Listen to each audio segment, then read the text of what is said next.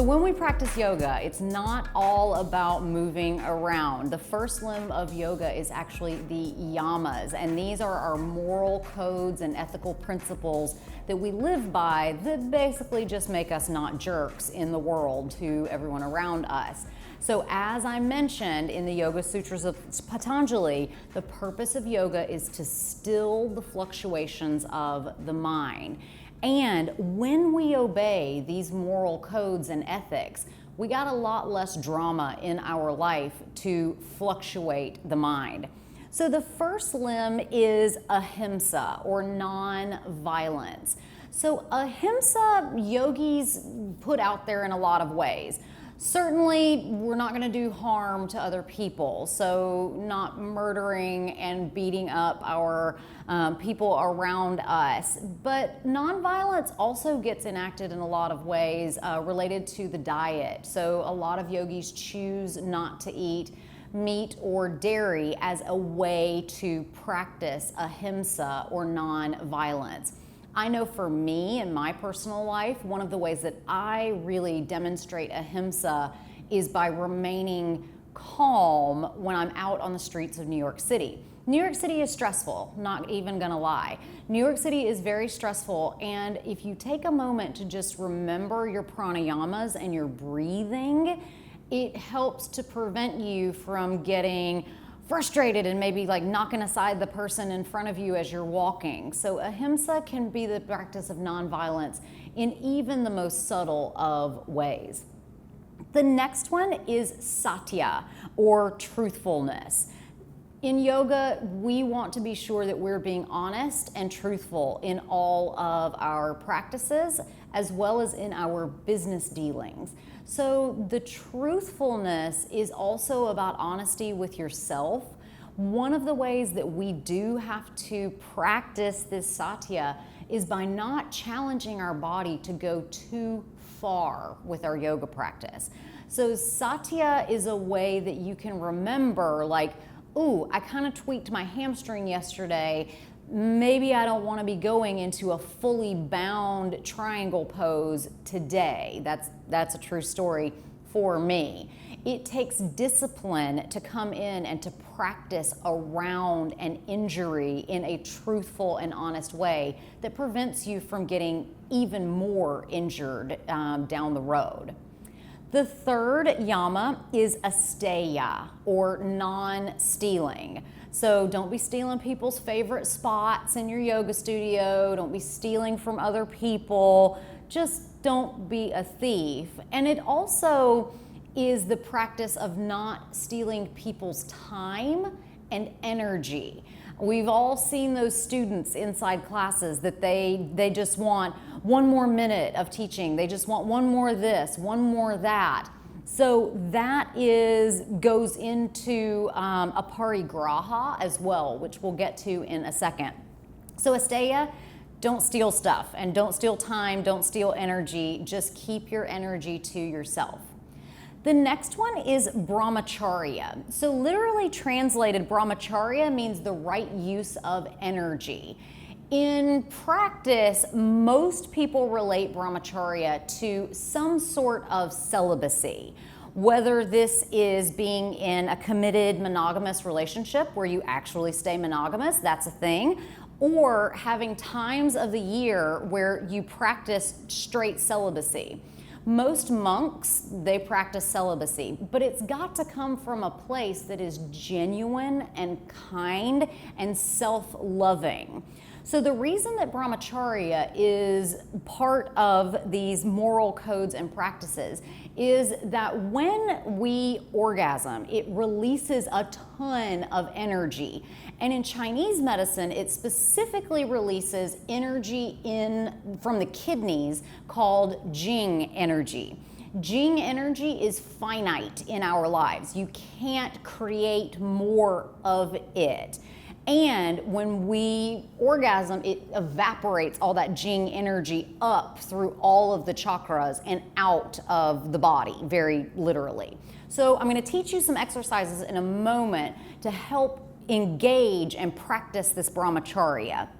So the last of the yamas is Aparrigraha. Aparrigraha is being non-greedy. So if you are someone who loves having loads of objects around your house, give them away. Just start giving some stuff away. If you're somebody who is like constantly worried about money, let it go. Just let it go, because the more that we can remind ourselves that we have enough with us, the better off that we are going to be. So non-greed. So to recap, we have Ahimsa, don't be a jerk to other people. Satya, always tell the truth. Asteya, don't steal from other people. Brahmacharya, have sex wisely. And Aparrigraha, don't be greedy. So let's talk about this brahmacharya a little bit more. So one of the ways that you can practice brahmacharya is by exercising something called bandhas.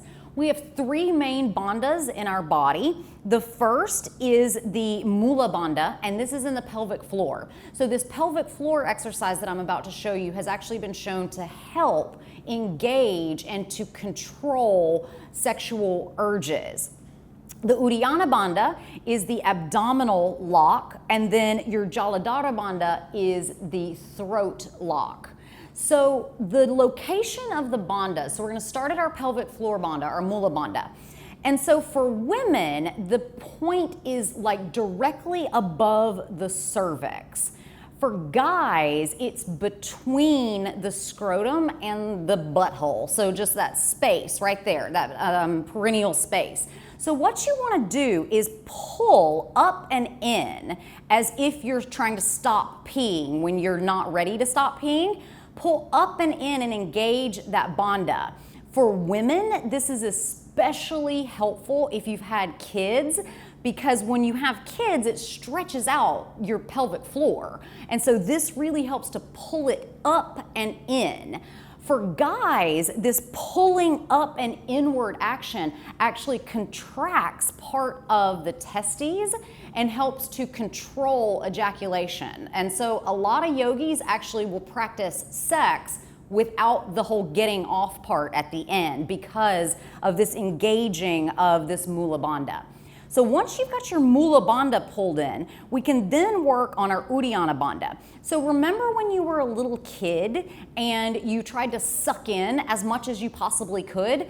That's what we want to do right now. So this is a little bit easier if you're kind of squatting a little bit, but I'm going to do it seated. And so this one is also easier to practice first thing in the morning when your stomach is completely empty.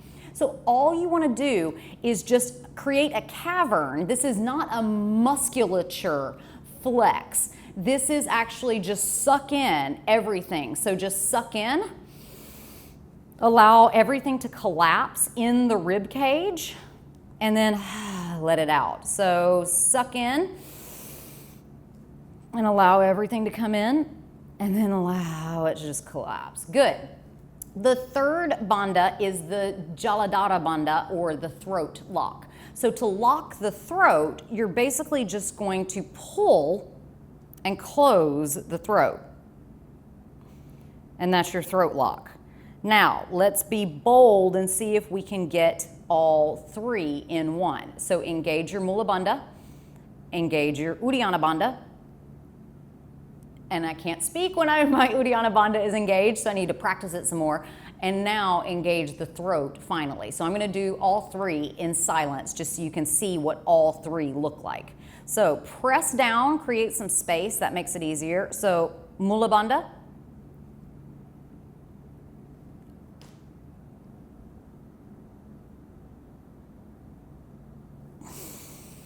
Do it again. Mula Bandha, Uddiyana Bandha,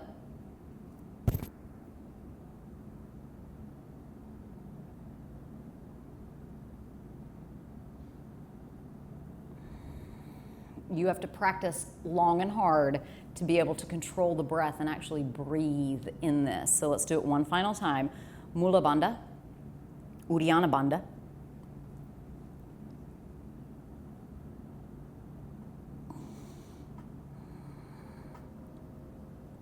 good, nice. Now that we've got our moral codes and ethics, let's go ahead and talk about our daily practices that can help us to be better yogis.